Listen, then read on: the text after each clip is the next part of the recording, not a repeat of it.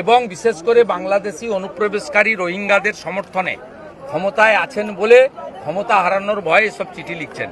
এর কোনো বাস্তবতা নেই, এর কোনো যৌক্তিকতা নেই। আজকে শহরের রাস্তায় দেখা যাচ্ছে যে পার্শ্ব শিক্ষক এসএসসি ডিএলএড প্রত্যেকে রাস্তায় নেমেছে সরকারের বিরোধিতা করে বা এসএসসি বিরোধিতা করে। অত্যন্ত যুক্তিসঙ্গত আন্দোলন তীব্র করতে হবে। মমতা বন্দ্যোপাধ্যায় আর বেশি দিন ক্ষমতায় নেই, এই সময়ে আন্দোলন তীব্র করতে হবে এবং এর একমাত্র সমাধান হচ্ছে তৃণমূল কংগ্রেসকে আগামী নির্বাচনে পরাস্ত করা, নো ভোট টু মমতা, এই আওয়াজ সর্বত্র তুলতে হবে। আমরা নিশ্চিতভাবে চাইব, যেহেতু পশ্চিমবঙ্গে কংগ্রেসের রাজত্ব, সিপিএম এর রাজত্ব, তৃণমূলের রাজত্ব মানুষ দেখেছেন, বিজেপির রাজত্ব মানুষ দেখেননি। বিজেপিকে আনুন।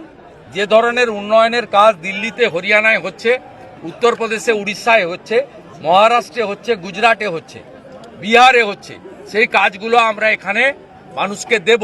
কারণ বিজেপি পরিচালিত প্রত্যেকটি রাজ্য বিজেপির সংকল্পপত্র এবং নরেন্দ্র মোদীজির আদর্শে পরিচালিত হয়। তাই মানুষ বিজেপিকে আনুন, আমরা আপনাদেরকে পরিত্রাণ দেব এই অত্যাচারীদের হাত থেকে। বিএলওরা বলছে যে তাদের উপর কাজের চাপ দেওয়া যাচ্ছে না, আবার বিএলওরা বলছে বিএলওদের উপর এই যে কাজের চাপ বাড়াচ্ছে, কোন বিএলও বলছে? একটা মিছিল কলকাতায় করেছিল পিছন থেকে, তৃণমূল থেকে। সেই মিছিলে অনেক চ্যানেলই বিএলও খুঁজে পাইনি। এগুলো কেউ বিএলও নেই, বিএলও মিছিলে ছিলেন। ওটা তো বললাম, ও তো তাদেরকে সাপ্লাই করেছে অবৈধ বাংলাদেশি অনুপ্রবেশকারী, তারা তাদের পাঠিয়ে মিছিল হয়েছে। কালকে যেমন মমতা ব্যানার্জি বনগাঁতে মিছিল করবেন, তিনি মূলত অবৈধ অনুপ্রবেশকারীদের জড়ো করবেন, আর আমি সাঁইথিয়াতে মিছিল করব রাষ্ট্রবাদী দেশপ্রেমিকদের সাথে নিয়ে। হাওড়াতে দেখা যাচ্ছে যে একজন ভোটারের নাম পাওয়া গেছে, যার নাম বাংলাদেশের ভোটার তালিকাতেও রয়েছে, এখানকার ভোটার তালিকাও রয়েছে। এটা একজন দেখে কি হবে? আপনি যদি আজকে স্বরূপনগরের বর্ডারের চিত্র দেখেন, তাহলে দেখতে পাবেন কি অবস্থা করে রেখেছিল। এই এলাকাতেও গোসাবা 14টা দ্বীপ নিয়ে, একটা দ্বীপে বিএসএফ আছে, 13টা দ্বীপে আপনার মৎস্যজীবী সেজে হাজারে হাজারে অবৈধ অনুপ্রবেশকারী দিয়ে এখানে যারা 24 পরগনা তো অবিভক্ত ছিল, পরে উত্তর আর দক্ষিণ হয়েছে, যারা অরিজিনাল লোক আজকে সর্দার প্রামাণিক, এই যে যারা মূলত বা অন্যান্য যে সম্প্রদায় এবং তার সঙ্গে নিশ্চয়ই রাষ্ট্রবাদী ভারতীয় মুসলিম, এদের যে প্রকৃত যারা নাগরিক, তারা তো আজকে কার্যত শেষ হয়ে গেছে, লুম্পেনদের হাতে চলে গেছে। স্বাভাবিকভাবে এদেরকে বাঁচানোর জন্য মমতা ব্যানার্জির লড়াই, এই লড়াই সাংবিধানিক লড়াই নয়, সংবিধানকে চ্যালেঞ্জ করে লড়াই। মুখ্যমন্ত্রী চিঠি দিয়েছেন, সেখানে তিনি বলছেন যে বেসরকারি ডাটা এন্ট্রি অপারেটরকে কাজে লাগানো যাবে না। কেন এই প্রশ্ন তুলে তিনি ফের চিঠি দিয়েছেন? কেন? তারা কি সরকারি লোক নেই? আপনার বিএসকেতে যাদের ঢুকিয়েছে বাংলা সহায়তা কেন্দ্র, সব তৃণমূলের ক্যাডার, ওয়েবেলের মাধ্যমে থার্ড পার্টি, তার কোনো রেসপন্সিবিলিটি নেই।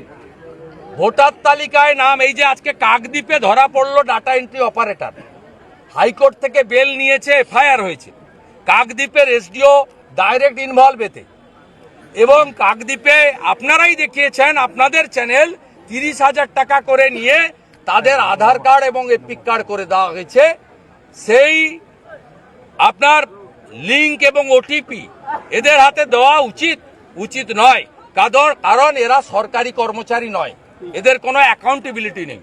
অতএব মমতা বন্দ্যোপাধ্যায় যে কথাটা বলছেন, ক্ষমতা হারানোর ভয়ে বলছেন, এবং এর সঙ্গে বাস্তবের কোনো মিল নেই। আগামীকাল অযোধ্যাতে প্রধানমন্ত্রী যাচ্ছেন, ধ্বজ ও সেখানে তোলা হবে। স্বাভাবিকভাবে সামনে বিধানসভা নির্বাচনের রাজ্যে হিন্দু ভোটে কি ডিভিডেন্ড আপনারা পাবেন বলে মনে করছেন? দেখুন, আমরা প্রত্যেকটা মানুষের সমর্থন চাই। আজকের মিটিংয়েও প্রথম সারিতে রেবেকা মোল্লা ছিল। আমরা প্রত্যেকটা মানুষের সমর্থন চাই, কিন্তু মুসলিমদের ভোট আমরা বড় অংশে পাই না, কারণ তাদেরকে ইমাম মুয়াজ্জিমদের দিয়ে তাদের নির্বাচনের আগে তৃণমূল কংগ্রেস ধর্মীয় লাইনে প্রচার করে। আমরা উন্নয়নের কথা বলি, আর তারা ধর্মীয় লাইনে প্রচার করে। আমরা তাদের ভোট চাই না এ কথা আমি অন্তত কোনোদিন বলিনি। আমি বলেছি পাই না। আমি সেই কারণে বারে বারে বলি, নন্দীগ্রামে আমি হিন্দুদের ভোটে এমএলএ হয়েছি। ৬৪,০০০ মুসলমান ছিল, ৪০০ আমাকে দিয়েছে। আর মীনাক্ষী মুখার্জি দাঁড়িয়েছিল সিপিএমের, তাকে ১২০০ দিয়েছে। বাকি সব ভোট মমতা ব্যানার্জিকে দিয়েছে। এবারে তারা যদি তাদের ঘুম ভাঙে, তারা যদি বিজেপিকে ভোট দেয়, সমস্যা নেই। মোদিজির কোনো একটা কর্মসূচি হিন্দুর জন্য মুসলিমের জন্য নয়, সব ভারতবাসীর জন্য। অতএব এটা আমাদের খুব স্ট্যান্ড ক্লিয়ার। এবং এদেরকে বোমা বাঁধাচ্ছে, বোমা ছড়াচ্ছে, মারছে, জেল খাটাচ্ছে, এদেরকে ব্যবহার করছে। এর আগে যখন আমি কালী পুজোর উদ্বোধনে এসেছি, আমাকে ৬ জায়গায় যারা বাধা দিয়েছে তারা মূলত এদেরকে এই লেঠেলের কাজে, গুন্ডামির কাজে ব্যবহার করেছে। এরা যেদিন ভালো বুঝতে পারবে আলাদা কথা।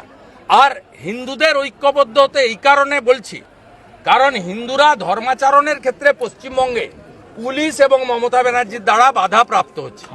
কোথাও দুর্গা ঠাকুর ভাঙছে হাওড়ার শ্যামপুরে, কোথাও কার্তিক ঠাকুর ভাঙছে বহরমপুরের বেলডাঙ্গাতে, কোথাও কালী ঠাকুর ভাঙছে, কোথাও বজবজের নোদাখালীতে লক্ষ্মী ঠাকুর ভাঙছে।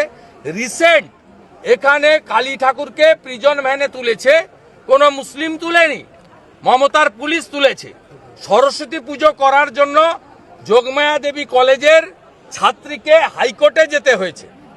কেন এই জিনিস হবে? আমার ধর্ম পালনে বাধা কেন দেবে? হিন্দুদের ধর্ম পালনের ক্ষেত্রে থানায় বড় বড় কন্ডিশন লেখা হয়, ডিজে বাজাবেন না, বাজনা বাজাবেন না, অমুক করবেন না, তমুক তারিখের মধ্যে বিসর্জন দিতে হবে, রাত্রে মূর্তি পাহারা দিতে হবে, সিসিটিভি লাগাতে হবে। এত শর্ত হিন্দুদের উপর চাপান কেন? মমতা ব্যানার্জিকে উত্তর দিতে হবে। মমতা ব্যানার্জি হিন্দুদের আঘাত করে মহাকুম্ভকে মৃত্যু কুম্ভ বলেন কেন? মমতা ব্যানার্জি হিন্দু ধর্মকে গন্ধা ধর্ম বলেন কেন? মমতা ব্যানার্জি 2024-এর 22 জানুয়ারি রাম মন্দির উদ্বোধনের দিন মিছিল করেছিলেন রাম মন্দিরের বিরুদ্ধে কেন? তার উত্তর তৃণমূলকে দিতে হবে। মমতা ব্যানার্জি সম্প্রতি এই বছর দুর্গাপূজায় পিতৃপক্ষে দুর্গাপূজা উদ্বোধন করতে গেছেন কেন? হিন্দুদের অপমান করার জন্য। পিতৃপক্ষ আমাদের শুভ নয়। যাদের বাবা মা গত হয়েছেন তারা পিণ্ড দেওয়ার জন্য গয়া যান পিতৃপক্ষে। আপনি পিতৃপক্ষে উদ্বোধন করেন এবং বৃষ্টি পড়ছে, ছাতা ব্যবহার করেননি, একটা কাপড় ব্যবহার করেছেন এবং সেই কাপড়টা কানটাকে বের করে রেখে। কেন?